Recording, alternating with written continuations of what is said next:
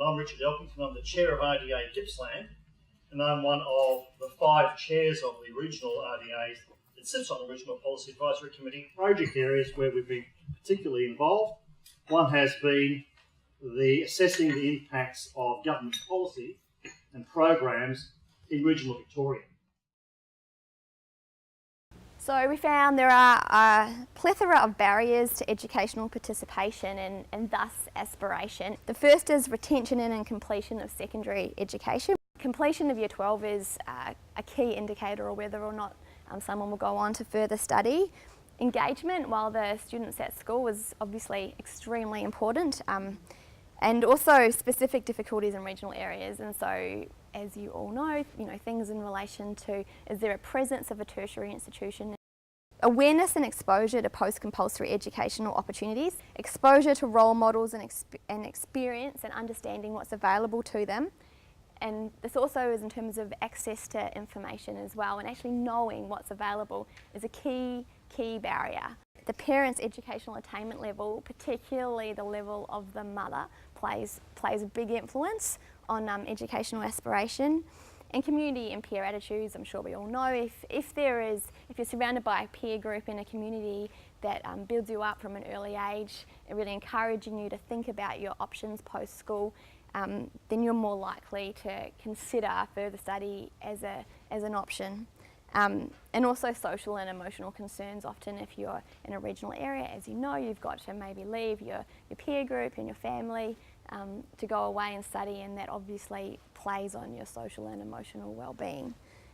Obviously geographic barriers, if there's an institution in your area, if there's not an institution in your area, that's obviously really going to impact your level of aspiration. Public transport, and financial and cost concerns, which is all linked to geographic barriers, but also to your family background as well and your SES status. And also, once you've got that aspiration, often there's a lack of transition support and assistance as well, which again is a key barrier to regional students aspiring to go on to further study. That financial support especially is missing in a lot of the interventions, but we found that in terms of the regional aspiration studies, but also the studies into low SES, which are quite similar cohorts, they find, the interventions that are most successful all need to have at the heart of them a financial element.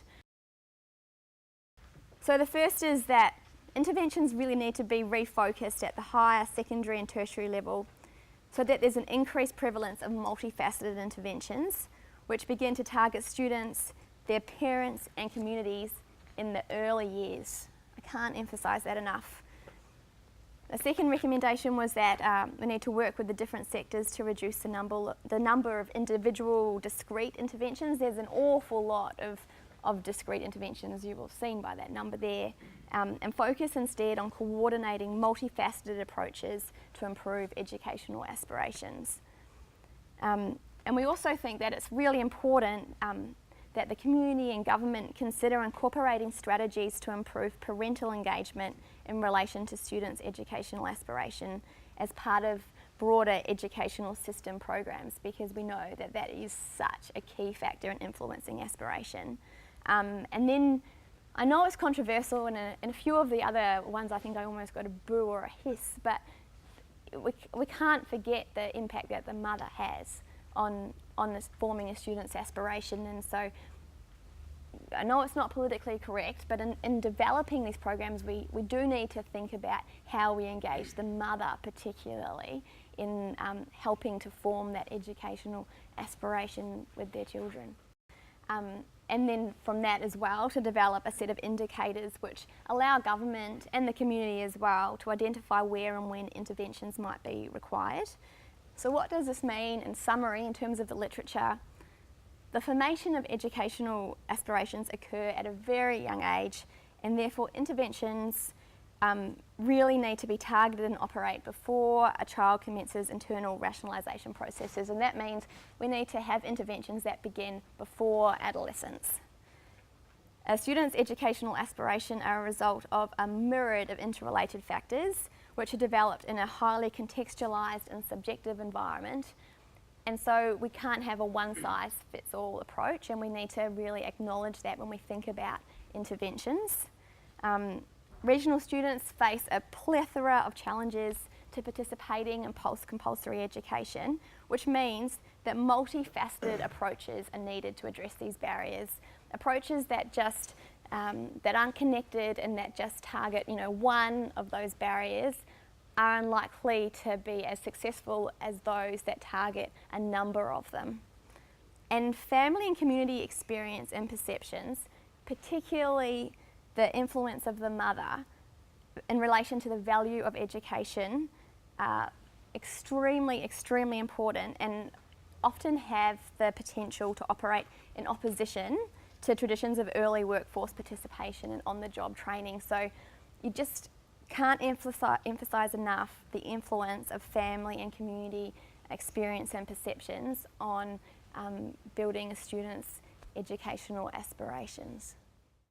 Educational aspiration might not be a critically important thing for that cohort of people. I think you're right. And what are we doing as a nation to address the issue of not just the workforce shortage, but that option for young people and not being fixated on year 12 only? So we need to understand that the end game is that people want to get paid employment.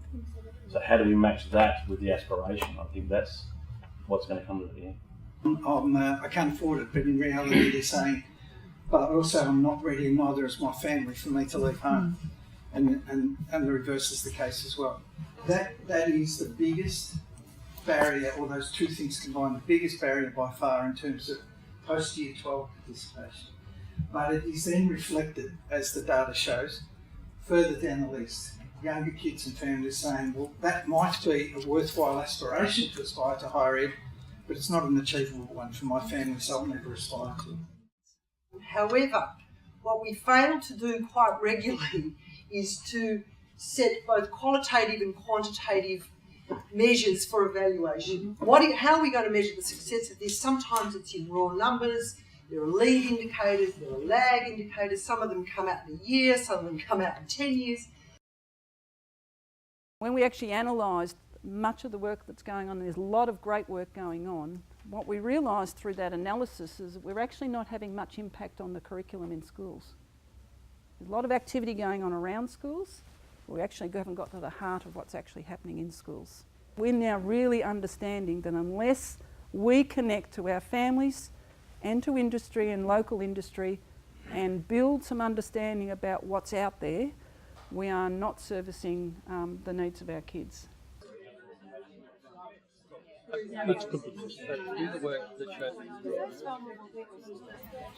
We also talked about the education aspiration and employment outcomes, employment opportunities and outcomes, because I think that's an absolute direct link, and that can influence both why students stay at school and also why they leave school. So they might stay at school because they can't get a job, but also sometimes they leave school because there is a job opportunity comes up and they see that as their chance to get a job.